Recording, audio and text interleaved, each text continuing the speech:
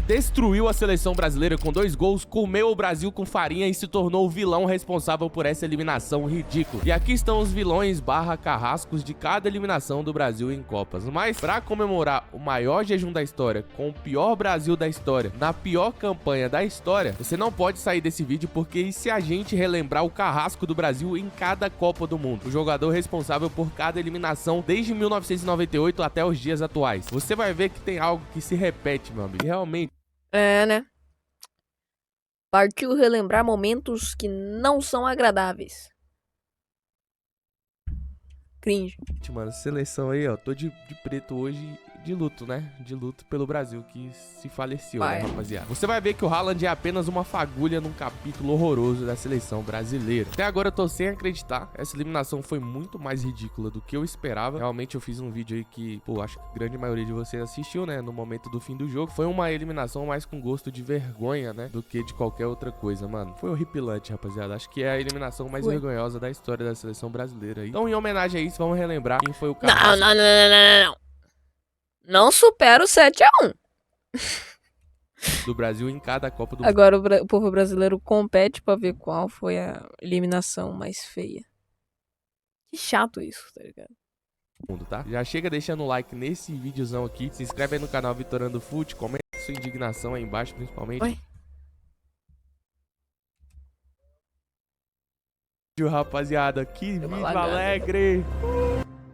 1998, a surra francesa. Em 1998, o Brasil chegava como tetracampeão, sem precisar disputar eliminatórias, dono do melhor ataque do torneio. 14 gols, balançando a rede em todos os jogos que disputou. Zagallo tinha nas mãos Ronaldo Fenômeno, Bebeto e era o favorito daquela Copa. Só que na noite anterior à final, o país inteiro tomou um susto. Ronaldo sofreu com uma crise convulsiva na concentração horas antes do jogo. E o homem que aproveitou o abalo brasileiro tinha 26 anos e até aquele momento não era o Zidane que você conhece hoje. Era só um meia talentoso do Olympique de Marselha e da Juventus. Aos 27 minutos, Zidane sobe mais alto que Leonardo numa cobrança de escanteio e cabeceia pro gol 1-0. Antes do intervalo, nos 40 mais acréscimos, ele faz mais um. Outro escanteio, outro cabeceio e outro gol. 2-0. E a partir daí acabou o Brasil, né? Esse resultado se estendeu até o finalzinho do jogo, quando o Petit fecha o caixão 3-0, mas aí, na minha opinião, não foi vergonhoso.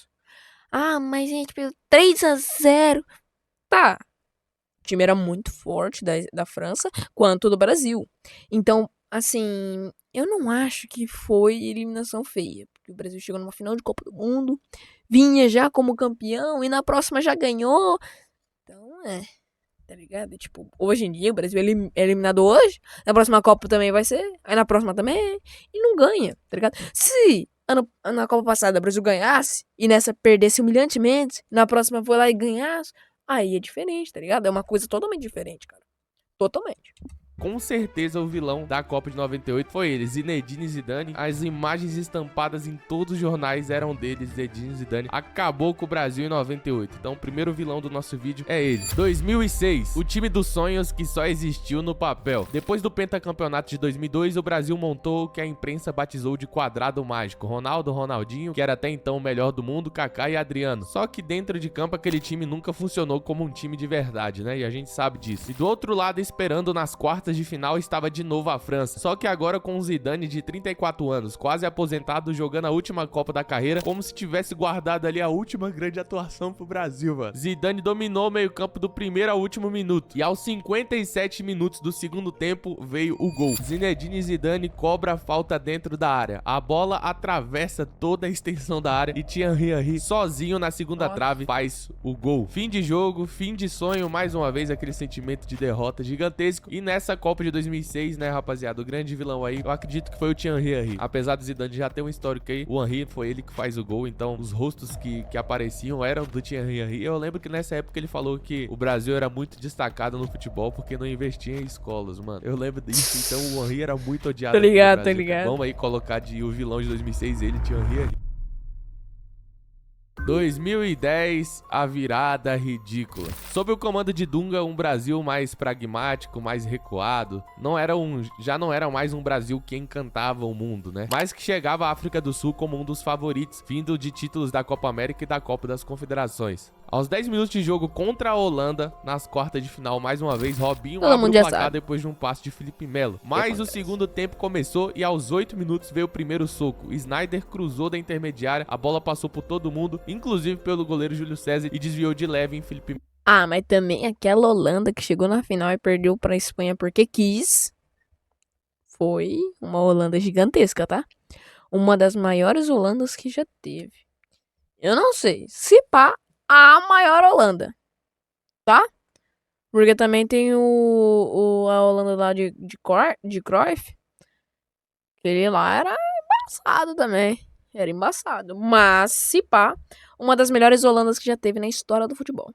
Melo antes de entrar. Empate. Então aí já vai, pô, créditos total pro Sneijder, né, que faz o cruzamento. E 15 minutos depois, aos 23, veio o segundo golpe. Escanteio cobrado, Sneijder com apenas 1,70 de altura, subiu livre na pequena área e cabeceou no canto. Virada histórica da Holanda. Então assim, 2010 também não tem muita discussão. Com certeza o grande vilão, o carrasco do Brasil aí em 2010 foi ele, Sneijder, mano. Bizarro. E essa eliminação também é bem ridícula, né, cara? Todas as eliminações do Brasil em Copa são, assim, erros grotescos, né? Uma eliminação é ridícula.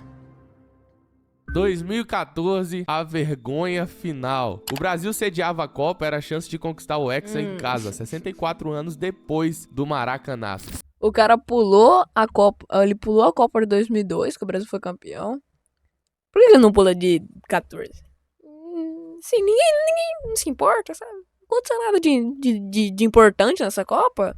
Só que chegava mutilado, sem Neymar com a coluna fraturada depois de uma entrada nas quartas do Zúñiga e sem Thiago Silva suspenso. Aqui, rapaziada, é bem difícil a gente apontar um vilão, né? Porque foi o 7-1 da Alemanha. O Milan abre o placar aos 11, depois toma o segundo, toma o terceiro, toma o quarto, toma o quinto, toma o sexto, toma o sétimo. Então assim, o vilão da Copa de 2014 eu vou colocar a Alemanha por inteiro, tá? Ah, escolhe um. Não vou escolher não. Poderia escolher o Miller, o Schürrle também? Não sei, mas eu vou escolher o Khedira. Cara, o Brasil tomar gol do Khedira é piada. Então eu vou escolher aí a Alemanha inteira, beleza? Concorda, discorda, comenta aí. Puxando um pouco pra falar sobre a eliminação agora mais recente, a do Haaland, né, rapaz? Do Haaland. Se a gente olhar aqui no Flash Score, as atuações dos jogadores brasileiros é uma piada, né? Olha as notas que estão aqui, cara. É simplesmente, assim, vergonhoso a gente olhar a nota do Brasil. E o Flash Score, que é um aplicativo extremamente renomado e muito considerado dentro desse mercado de dados e estatísticas. Ele quer o Flash Score, tá? Na moralzinha aí, eu tô assistindo o vídeo, o cara tá fazendo propaganda. Eu poderia ter cortado a propaganda do cara. Mas não, tô patrocinando aí. Eu tô passando. Flash Score. Uma coxinha e uma coca por mês. Tô tranquilo, pai. Uma coxinha e uma coca por mês aqui, ó. Eu passo propaganda sua, pai. Então, agora a Flash Score lançou um site onde você pode acompanhar todas as melhores odds em um único lugar. Eu tenho Sabe, baixado. se tiver rolando algum bônus, alguma coisa, tiver rolando uma super odd em alguma casa, que você quiser resgatar, é só você acessar o site da Flash Score. Eu vou deixar o link aqui na descrição ou no primeiro comentário fixado. Acesse a Flash Score aí e vamos pra 2018. 2018, a vergonha belga. 4 anos depois do 7-1, o Brasil chegava à Rússia com o Tite, vindo de uma classificação impecável nas eliminatórias e do ouro olímpico de 2016. Um alívio pra ferida que ainda tava aberta, né? Mas logo no começo do jogo contra a Bélgica, a melhor geração belga, veio o primeiro golpe. Cobrança de escanteio, desvio de Kompany e a bola bateu em Fernandinho e entrou. Gol contra aos 13 minutos. Pouco tempo depois, ainda no primeiro tempo, Lukaku puxa contra-ataque e tocou pra De Bruyne, que bateu forte no canto pra ampliar. 2-0 antes mesmo do intervalo. No segundo tempo, aos 76 minutos, Renato Augusto consegue diminuir, mas o rombo já tava feito e o Brasil perde, né? Depois o Neymar ainda tenta fazer o gol, o Courtois faz uma defesaça. Independente de tudo isso, pra mim, o grande vilão aí de 2018 é o De Bruyne. Se a gente for olhar pro Brasil, é o Fernandinho, né? Mas se a gente for olhar pro adversário, esse é o intuito do vídeo, é o De Bruyne. Ele que bate o escanteio, que sai o gol, o primeiro gol, e ele que faz o segundo gol. Então, realmente, De Bruyne sendo o protagonista aí nessa eliminação do Brasil em 2018, né, rapaziada? 2022, Croácia. O Brasil faz a melhor campanha classificatória da história. Tite no segundo ciclo, Neymar recuperado de lesão. O Brasil chegava ao Catar como um favorito absoluto e chegava às quartas contra a Croácia. O parâmetro do jogo é o seguinte: 90 minutos sem gol, a partida vai pra prorrogação. O Brasil faz o gol com o Neymar, aquele gol histórico, né? E depois toma um empate no finalzinho da prorroga. Então, olhando pro Brasil, muita gente aponta como grande culpado o Fred, né, rapaziada? Mas não tô nem aí pra nenhum jogador da Croácia, não. É o Fred, esse vagabundo aí. O Neymar chegou e falou nele. Faltava 5 minutos, por que você ia subir, para?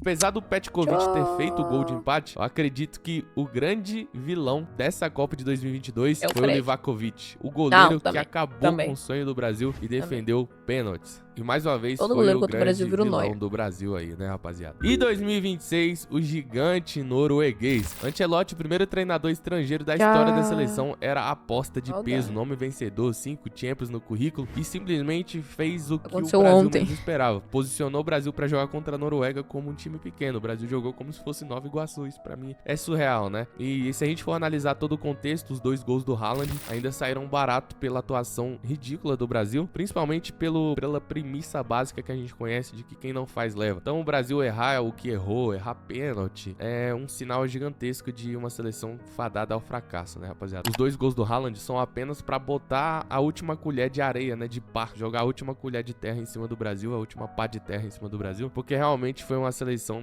gigantesca, né, uma vergonha, assim, mundial. Haaland, sem dúvidas, é um monstro geracional, é um cara que desequilibra muito, mas a atuação, a gente já viu em vários contextos o Haaland passar em branco em algumas partidas, mesmo que seja muito difícil, mas se você consegue não deixar o adversário criar tanto. O Brasil fez o oposto, deu a bola pra Noruega e falou, cria aí. E uma hora ia sair o gol, a gente sabe. É, 1 hora e saiu gol. E tá aí, na sua tela, a escalação do Brasil.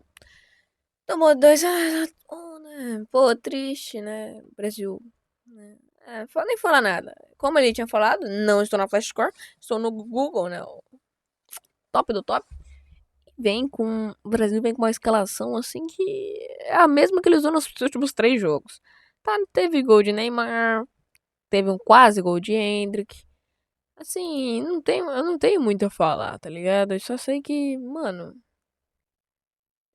essa era a Copa que eu mais torcia pro Brasil, sabe? Neymar diz já que aposentou da Copa do Mundo. Então, o que nos resta é partidas passadas.